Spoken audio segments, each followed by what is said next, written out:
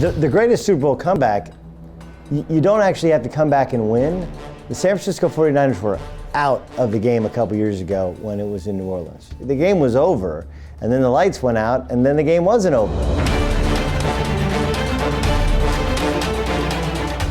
That's probably the most memorable comeback. And then, last year when the New England Patriots came back and won.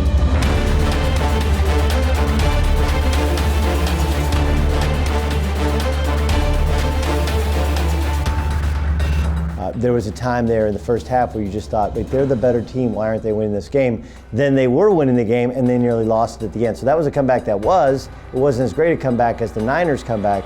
The difference was the Patriots pulled it off. I think one of the greatest comebacks that I remember in Super Bowls was Super Bowl XXVII, where the Dallas Cowboys were down 16-3 to Buffalo, and they came out in the second half, they got the football, and they ran at Emmitt Smith, I think, 6 or 7 times. They ran that power play, and they went in and scored.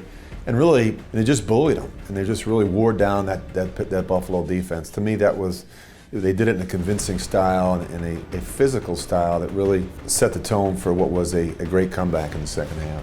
Doug Williams, the Washington Redskins, even though as a Cowboys fan we hate the Washington Redskins, but Doug Williams versus the Broncos, remember like he had broken his leg or torn up a knee ligament. That was an incredible comeback by Washington versus the Broncos. I'm a huge Joe Montana fan, always have been. He's my #1 quarterback of all time.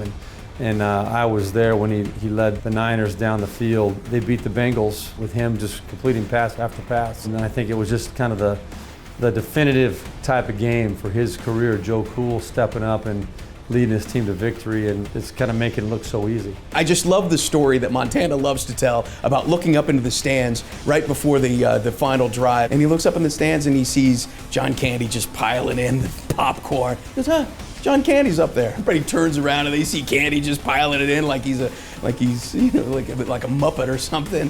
And I guess that just kind of lightened him up a little bit. So that was a pretty impressive comeback.